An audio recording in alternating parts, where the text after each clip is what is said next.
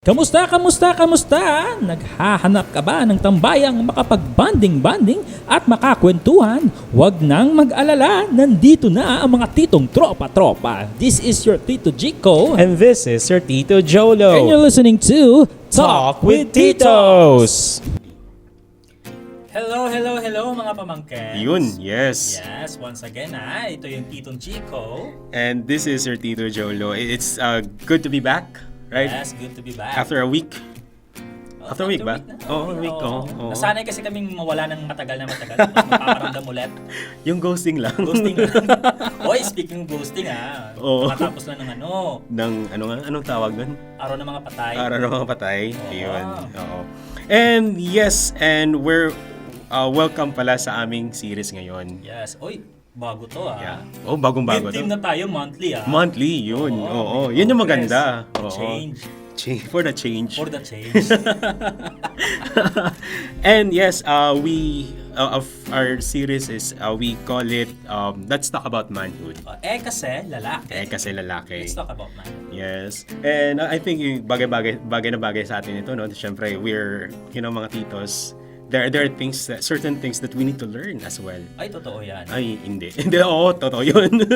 Binabara mo ko ngayon Sinimulan mo Oo, pero... Yeah. Oo. Wala, ikaw. Ako ba? Sige. Pero yes, yung kauna-unang series natin, part ng series natin is Let's Talk About Integrity. Yes, kasi pag sinabi nating lalaki, isa sa mga words na pumapap yung words na integrity. Yes, and I think God has designed man to lead the family, right? The family. And integrity is, kumbaga, yung talagang ang hirap. Ayan na naman, nahahawa ka. It's ng dila mo, di pero ko integrity is really important in men's leadership in the family. Diba? It's really important, and I think it's a good high time. It's very timely for us to discuss this matter. Of course, diba? As we have mentioned in the previous episodes, hindi kami omniscient, diba? Ay, syempre. May mga bagay-bagay na talagang hindi namin alam. That's why we have a guest today. Totoo yan. Yun, Yun, we have a guest today, and by the way, he is a husband of one wife. A husband of one wife. No man. Yun. And with 3 kids. Lahat ba lalaki? Lahat lalaki. Oo, yun. Oo. And he is also the CEO of Gojake Training Center here in Iloilo. Ilonggo. Nakasungkit tayo ng But we are thankful that he is available right now for this. Yes. And let's excited ka na ba? Yes, of course I'm excited, especially excited na ako. So, let's meet Sir Jeru Samilo. Hello, good day to the listeners. Yun. Tito Jolo. Yes, sir. And Tito Jico. Yun. Parang donut Parang kita nga maging gecko. Sayang, wala tayong kape Yun. Okay lang walang kape, basta Usapan lang. Okay na. Hirap magugot pag may guest Yun, yes, usapang integrity, right? It's one of the things that we need to understand as men, especially as future leaders of our family. Tayong dalawa, future leaders of our family. Magkakapamilya pa kaya? Hindi ako sure. Ewan ko sa'yo. Sige, sir. Sir, one of the things that very confusing for us, what is integrity? Really integrity? Well, integrity, it came from the word integral, Integral, yung algebraic expression. Yeah. Okay, Yes. nosebleed Simulan dito. Huwag na tayo. Let's move sa malayo sa math. Amen. Yung being firm ba? I think most people when you say integrity, they picture firmness. Okay. Yung hindi madali matinag or hindi madali mag-sway to one side or the other. Yes. Parang decisive. Parang, decisive. all those things na parang consistent, firm. So, I think that for me is the word in all its simplicity. Yeah. No? firm. Especially yung meron kang pinapaniwalaan. You believe on something. You're consistent. Yes, you don't only talk about what you believe, but people see that you're firm about it, you're consistent about it in all areas of Yes. your life. For sure, para siyang walk the talk. Yes, definitely. That's a big part of actually knowing a person who has integrity. Yeah. Big word yung ano, heavy yun ha. Yeah. Walk the talk. Oh, Walk the heavy talk. yun. Talk, ano? Walk the talk. Pag di na kaya, di katok. Parang sounds like I think it's yung the word na consistent, it's quite complicated many times sa akin, di ba? I mean, I've seen this personally in my life. It's really hard to be consistent, but as men, we need to be consistent in all our ways. Yeah. Right? Yeah. Hirap kasi minsan pag gwapo ka lang pero hindi ka consistent. Alam mo, nahihirapan din ako. hindi consistent na gwapo. Yun, parang Hindi ka Yeah. Yeah. Pero sir, suppose lang. when we talk about integrity, di ba? When we talk about integrity, do you think does the value of integrity still relevant today?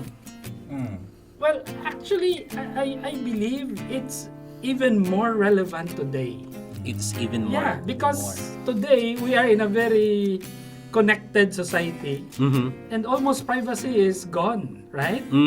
And people will easily know if you are consistent or not. Yeah. Because almost all our lives are open to social media, right? That's true. Wow. So, by looking just at social media behavior, you can actually predict a person's integrity. In fact, I have known some companies who have incorporated in their hiring process The social media. the social media check. Yes, that's true. So, when you look at is integrity relevant today, all the more relevant That's today. yeah. I remember one of my friend. He's also he's working as a financial advisor in one of the insurance agency in the Philippines. They're actually looking at the social media. Yeah. Yeah. So there are certain things that you don't have to post in social media. Ako personally, nasa-challenge ako. Dumating talaga sa point ng ano ko, like for example, syempre tito na ako, pero yung pinopost ko parang puro memes. I was thinking, baka mag-apply ako, check yung ano ko, sockmate ko, baka hindi naman to kasi seryoso. Parang walang kwentang kausap ko, which is actually... 12 years old ka pa ba? Di ba yung mga kainis lang? Bakit ba? Ganyan yung level ng humor ko eh. Pero hindi ano yun, yung tagging is actually a form of love language. Hindi, joke lang yun. Pero sabi nila. Mahirap kasi siniseryoso ka dito. Tol. Pero totoo yun, sinecheck talaga. Na-experience ko yan na nag-apply ako ng work dati. Sinecheck talaga. Yung, hindi lang email yung inaas eh. Pati yung Facebook mo, sino-sino yung mga kaibigan mo, sino nag-recommend sa'yo. Kasi yung HR talagang lumilevel up na rin eh. Yeah, that's true. So, yeah. And I think it is also relevant with what happened just recently. Yung mga vloggers. I mean, hindi ko kilala yung mga yun ha. Pero, hindi ko kilala yung mga yun ha. Pero, yes, it really matters. It's still relevant. I like what you just said a while ago, sir. It's relevant. Yeah. What about, sir, in marriage? How is integrity important when it comes to marriage? As a father, as a husband. You know, integrity is important because it's hard to detect integrity before marriage. It's challenging. I'm not putting down yung mga boyfriends, okay? Oh, yeah. But there's a certain degree of pretense. That's true. Medyo pretentious kasi pag boyfriend, girlfriend, di ba? But when you are married, you become very comfortable with each other. And so you are free, quote unquote, to show your colors. The true you. Yeah. Okay? Because of the, the level of acceptance and everything. So, especially if you have kids. Okay. Because kids, they don't judge motive. Kids judge behavior. They look at how you act, what you say, what you do. And for them, it's just very simple. This is what you said, and this is what you did. The moment it doesn't match, They will question you. yeah, Yeah. they will be shaken whether they can trust you or not. And that is integrity. Because you are inconsistent. If you keep on saying this and you behave differently, Yeah. in the eyes of the kids, you're inconsistent. Mhm. Now, sometimes adults can justify or explain, right? Yeah. Maybe he's going through something. Maybe he's going. Kids don't do that. They just, what you see, what you get. Yeah. Yeah. So, yeah. in marriage, all the more because of the comfort level, the acceptance level that you have, you Yeah. show your real self. Yung marriage para siyang nagkakaroon ka ng avenue to be vulnerable. Wow. Wow. Parang based on safe experience. space. Oh, you're based on Based on experience. experience. Grabe naman. Ilang marriage na. Yeah. Yeah, I totally agree. Yeah. I totally agree. I remember actually a story of a very influential person during, not today, pero during the 1800s. Actually, he was born in a Christian family. Pero it so happened that his family moved into a certain place and he was wondering, okay naman tayo dito why do we need to move? So sabi ng why do we need to move to another church? Sabi ng parents niya, it's good for business. So it really shaken his belief about Christianity. And right now, I think Karl Marx. That's actually his story. Yes. Yeah. So it shaken his belief, and I realized that that's the effect of integrity, our consistency as a future father to our kids and as a future husband. Yeah. Totally. Yeah, it's life-changing. That's why the word integrity is integral. Yeah. It's integral for a person's character. Okay, and how much more for the kids who are still forming. They are still on the process of forming their character. Okay, and you show them an inconsistent life. It's life-changing. Believe me, it's life-changing. Yeah. Napag-uusapan natin, Sir Jeru, yung integrity sa konteksto ng marriage. How about sa konteksto ng singlehood muna? Oh, yun, singlehood. Single ka, lalaki ka, singlehood, lalaki ka, single ka. Ano ba talaga yung value sa iyo ng alam mo integrity? Pag sinabing integrity na single ka, anong ibig sabihin nun? Actually, I saw this saying about marriage that men, it's just a saying, but it does hold truth. Men are basically uncivilized before marriage. Aray! I mean, when I got married, the first few weeks, my wife would always tell me, why is that towel on the couch? Why is yung pants mo 2 weeks na hindi pa yung socks mo, parang ganon. Yeah. And you think when I was single, these are all normal, right? Normal. I am not accountable to anyone about this. Yeah, This is not exactly. wrong. Yeah, exactly. Now it's like I committed adultery. But the level of accountability when you are single is critical. Wow. The less accountable you are, possibly to your family, to your friends, or to maybe a church member or a mentor, the tendency to be inconsistent is high.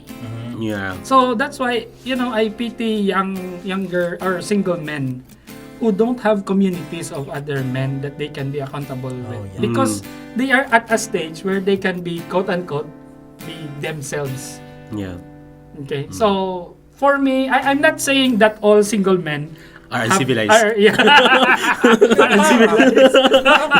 Pero But when you compare the accountability to marriage, it's lesser for single. But I do look up to single men who were brought up with fathers and mothers who have integrity. Because it becomes, regardless of they are in public or private, they remain consistent. Yeah. So as singles, of course, especially if you're in the middle, you are just starting a career, you are single, you are out of the house. Yeah. This degree of freedom, you see so many single people, they they go to Manila, they go abroad, and their lives totally change. Sometimes for the worse, sometimes for the better. Totoo yan. Because it is because of the accountability. So I think singles, you should look for accountability because of the stage. Natututunan ba yan? Yung Integrity. Kasi may for example, kasi may mga lalaking din lumaki sa tahanan na hindi binavalue yung integrity. Yeah. I mean, if na-realize ng isang lalaki, for example, di ako lumaki sa tahanang binavalue yung integrity, wala akong father figure. Wala akong somehow I can look up towards patungkol sa manhood, the values, the principles.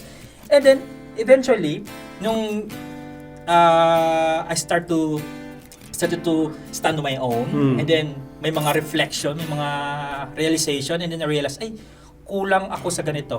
I mean, I want to be a better version of myself, and obviously, as I can see, wala akong integrity, wala ako isang salita, I often break my promises. Palagi ka nag-ghost. How can I unlearn this behavior? Minsan na ako magseryoso dito, jabaraw pa ako. Like, how can I unlearn this behavior and learn integrity? Since integrity is it's a core value in a way. It's not just behavior. It's not just a skill. Okay. Like driving or riding a bike where you can easily learn. Integrity is more of formative. You know, the formative years is critical. Now, I'm not saying it's totally hopeless. If you grew up in a family na poor yung integrity or yung role models. But you will go through some harder. It's harder to learn it when you're an adult. Given that you want to learn it. It's harder compared to those who in their formative years they grew up in a family na what you said you do. Right? What you are inside the house is who you are outside as well. Could you imagine the impact on the child that this is normal? If you did not grow up that way and you want to learn it, there is this feeling, the first wall you have to face is, it's not normal for me. Imagine doing something not normal. Now, that's why I talk about community, I talk about accountability, because as an adult, we need that to improve integrity. Okay? But it can be learned. As long as the person is willing, he has the teachability, it can be learned. As long as you feel accountable. Because the moment you feel like your private life is totally yours, then that becomes a problem. That becomes a problem. So that people around you also matters with how integrity is shaped in our life. Malaking factor yun. Actually, it's the people around you who would notice your integrity. They can, especially the people who know you. Right? So, that accountability is very important. Community is very important if you want to learn integrity.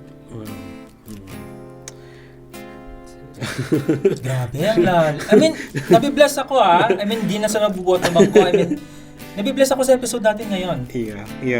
Malaking bagay. Medyo Parang iyak na ako. parang akong unang tinatamaan dito. Sinabi na mag-seatbelt, di magsi-seatbelt, natamaan Well, actually, the fact is, very few men talk about integrity. I mean, men talk about accomplishments, right? Accomplishments. That's the problem. If you don't have a community, you have people to impress rather than you have people to be accountable with. Exactly. So I like how you handle this, because the first step actually is you shed light on what is integrity. That it is not about accomplishment or anything. Yes. It's about who you are and how consistent you are with what you believe and how you behave. Minsan kasi yung integrity I mean, nakafocus lang yung lalaki. Siguro, general na siguro, no? We are in a society of which pre-pressure tayo to prove, to prove something. To prove something. Yung ipuproduce natin na result, tangible. Dapat may ganito ka, dapat may ganyan ka. Dapat you can, dapat may offer ka sa table na ganito. Kasi pag wala kang may offer sa table na ganito, yung respect sa'yo ng tao, you know what I mean? Exactly. But that's why mas pinag-uusapan yung accomplishment, tama nga si Sir Jeru. Yung accomplishment, kasi tangible siya How about yung sa loob mo. Yeah. Sino ka pa talaga inside? Do you have integrity talaga? Kasi yung, ako naniniwala ko, yung integrity, mas namamanifest siya most of the time when you're alone. Yeah. May book yan, who you are. Sorry, when no one's around you. Parang ganun. When no one's looking. Who are you when no one's looking? Yan. Yeah. So I think, siguro ganito, yung integrity is something na napaka-internal. Yeah. No, I'm not saying that all successful people don't have. In fact, it's the total opposite. Yes. I think a lot of successful people became successful Because of integrity. because of integrity. Yes. But the point really is that you don't judge a person's integrity only by his outward output accomplishments. or tangible. Otherwise, if that's the measurement you put on people, the tendency is that's how you will project yourself. Yeah. You judge yourself Totoo. not by the internal part, Yeah. but rather by what people just see outside. What about this one, sir? Of course, in reality, in a dog-eat-dog society, okay, does integrity still have room for that? I think, as I said in the first question about today's social media and everything, it's easier to eat other dogs, right? Yeah. I mean, you can just comment on anything. Yes, and, yes. bash anyone. Mhm. But then again, it also, the society has changed in some ways. How we communicate, how we connect has changed. But we as human beings has never changed. We remain the same. What do I mean? That we are still in need of authentic relationships. Regardless of it's a dog-eat-dog society, right? Yeah. We are still the same. We still need authentic relationships. Yeah. Yeah. We are And- a social being. Precisely. And Yeah. who wants to have meaningful relationships with a person who would always bash others, put down others? No one, right? Yeah. So now if you really want to meet that need of meaningful relationships, integrity is still the key. Okay. Yeah. Though, in fact, integrity is highly sought after, even or more so today, because of the dog-eat-dog society. Yeah. Okay. Sought after. Yeah, I like sought the after. word soft. Wow. May napakinggan ako last time na podcast. I forgot kung kaninong podcast yon. Yung guest nila si Rendon, Labrador. Oo. Sinabi niya, according sa podcast, na nakapagpatayo siya ng building, ng business, nang hindi nag-spend ng kanyang sariling pera. So, nangyayari, may mga taong lumalapit sa kanya, willing to invest. Pag nanghahawakan niya lang is credibility niya.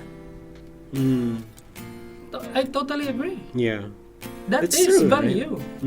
That is value. Mhm. Right? So if you ask me, is there a tangible part?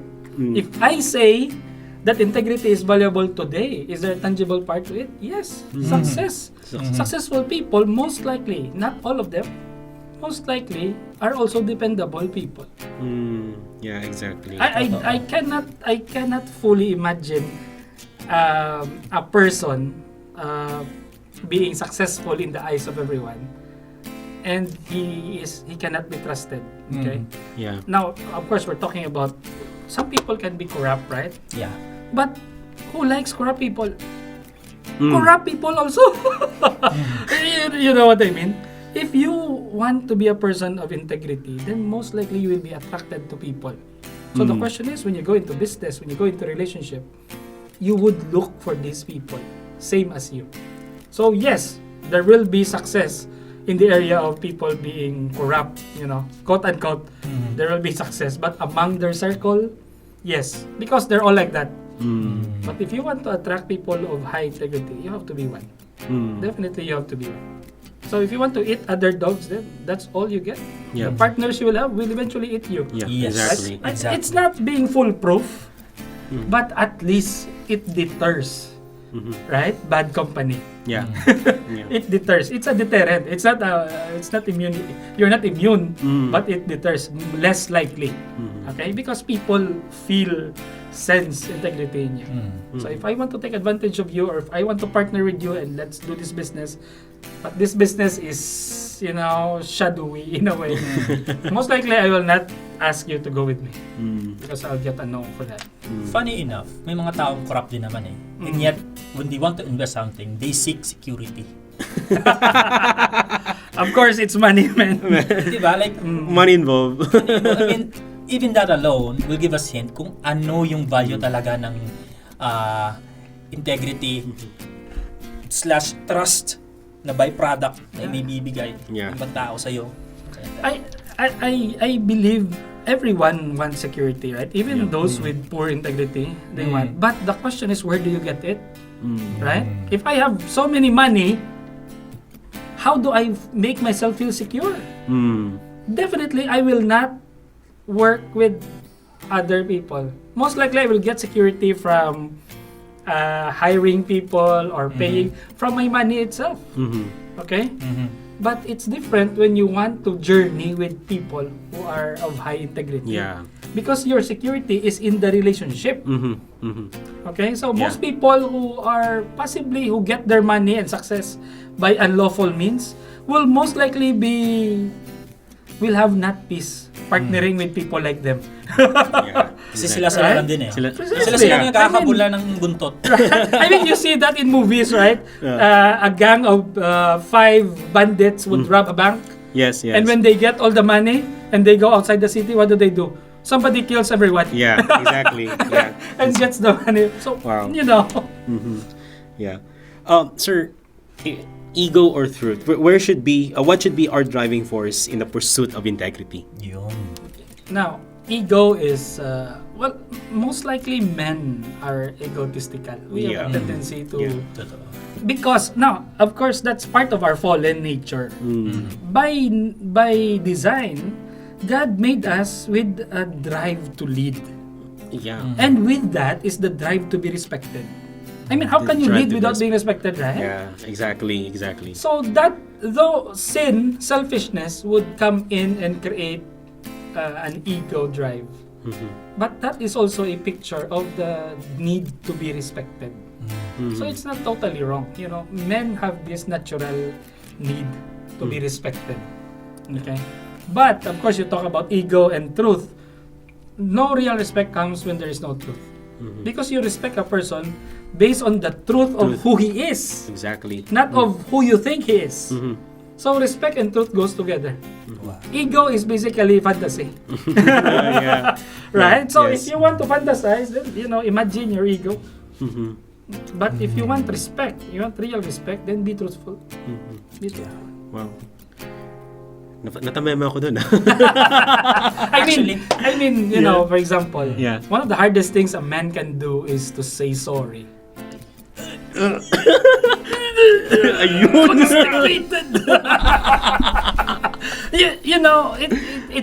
We feel that it's just against our ego. Yes.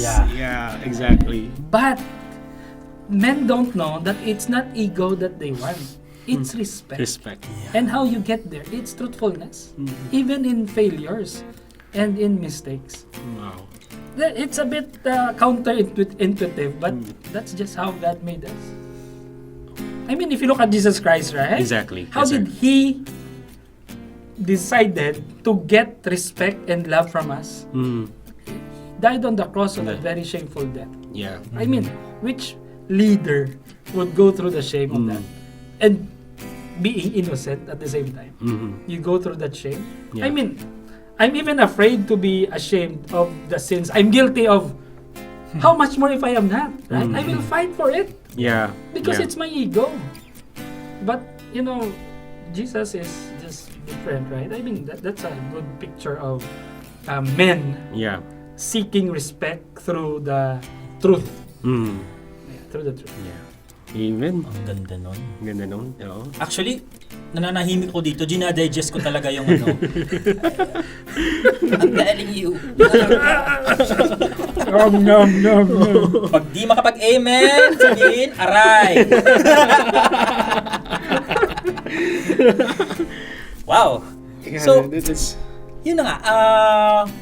Ang heavy nun Actually, ang ganda naman yun. Areglo nun.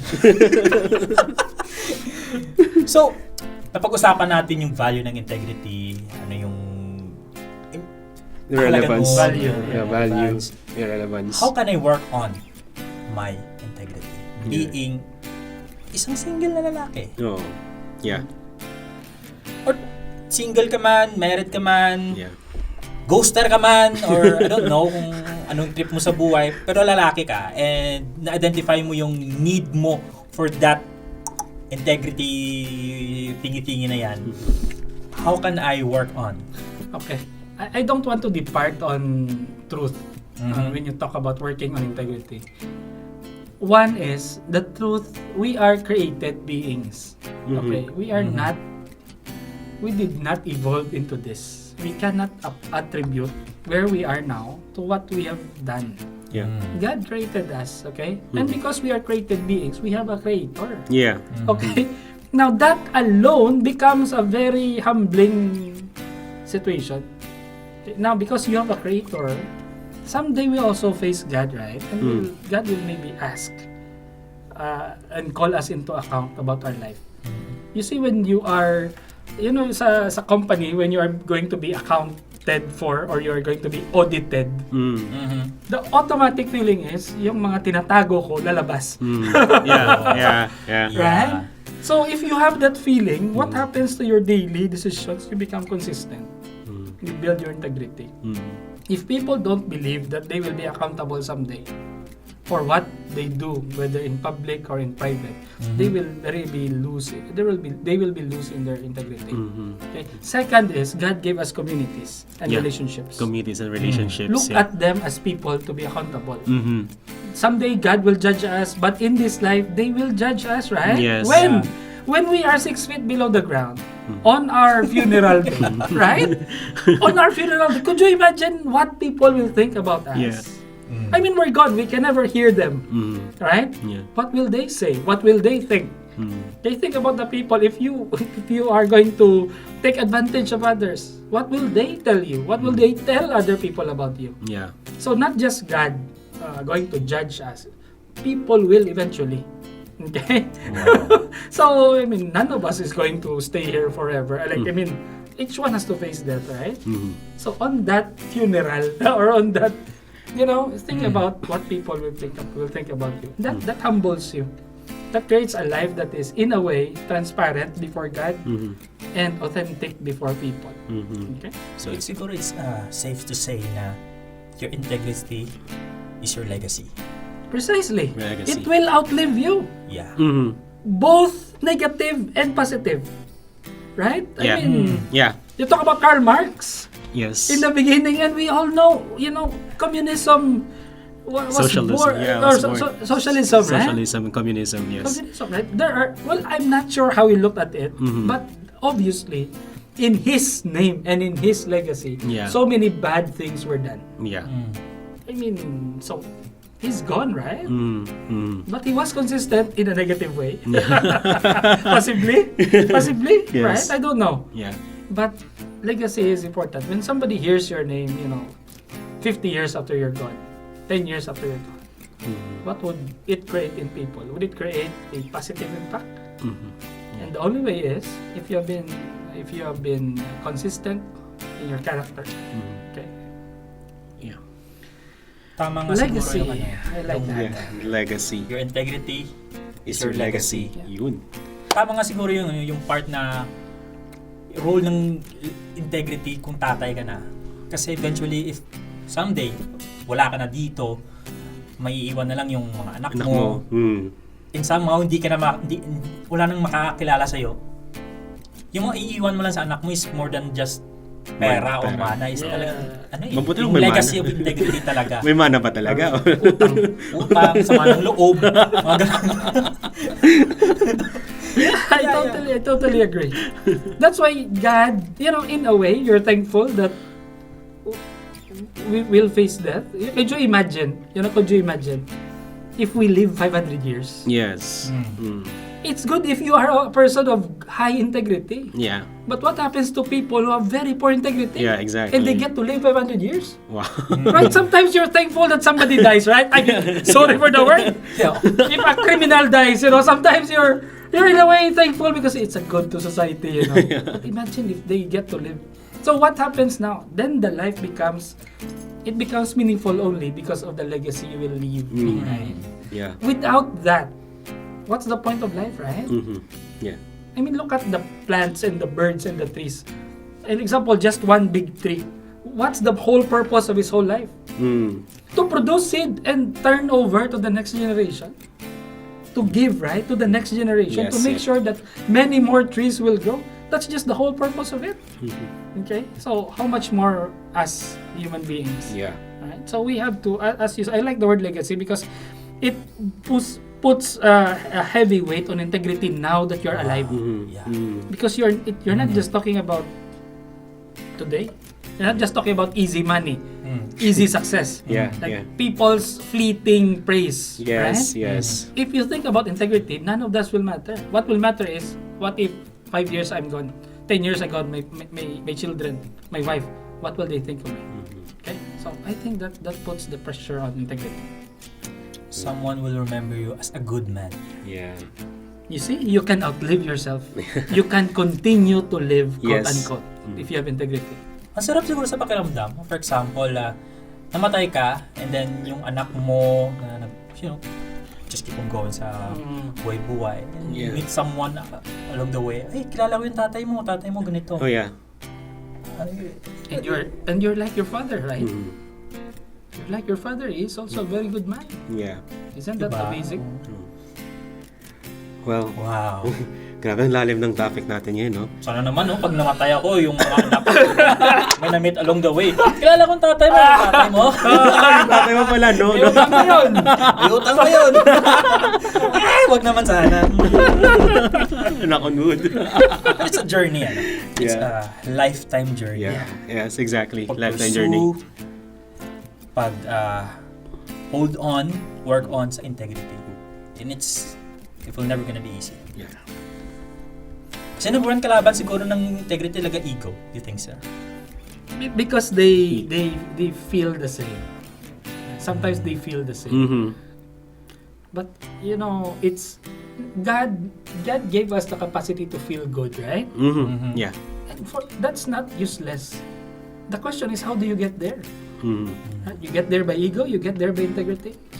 So, Yeah. So, kailangan talaga wisdom to determine, distinguish, what's The the difference. Yeah, the difference between the two, right? Yeah. Ang ganda mo! Pero hindi na natin, sige.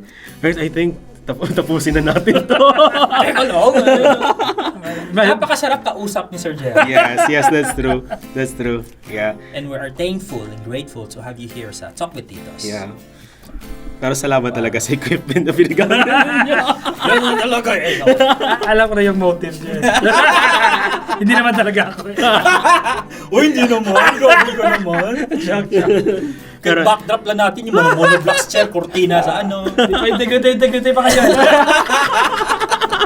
Gusto nila makapag-aircon sa studio eh. Well, So yun mga kaibigan, sana Yes. yung natutunan kasi Yeah. kami marami. marami.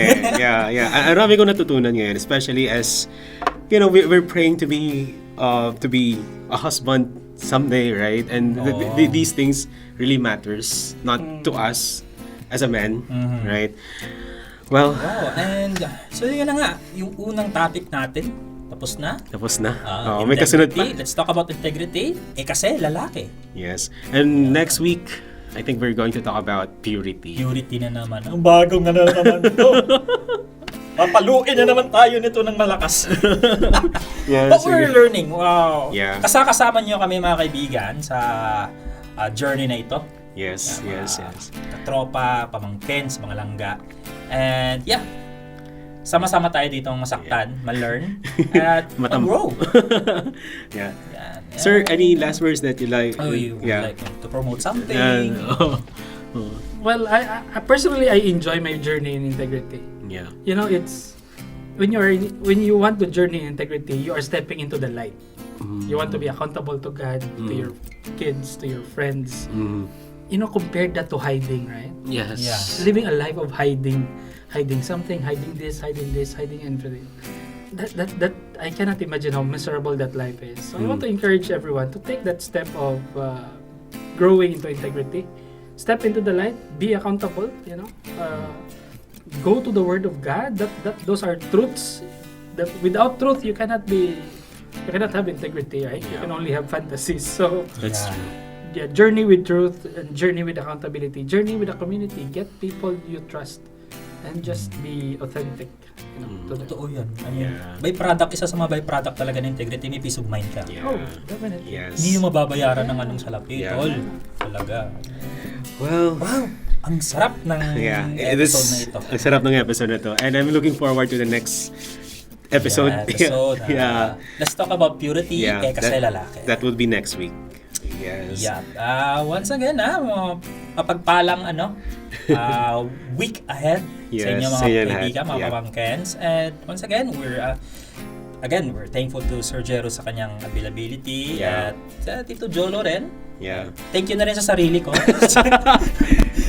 Just kidding. I mean, Yeah, my name is Tito Jolo. And this is your Tito Chico.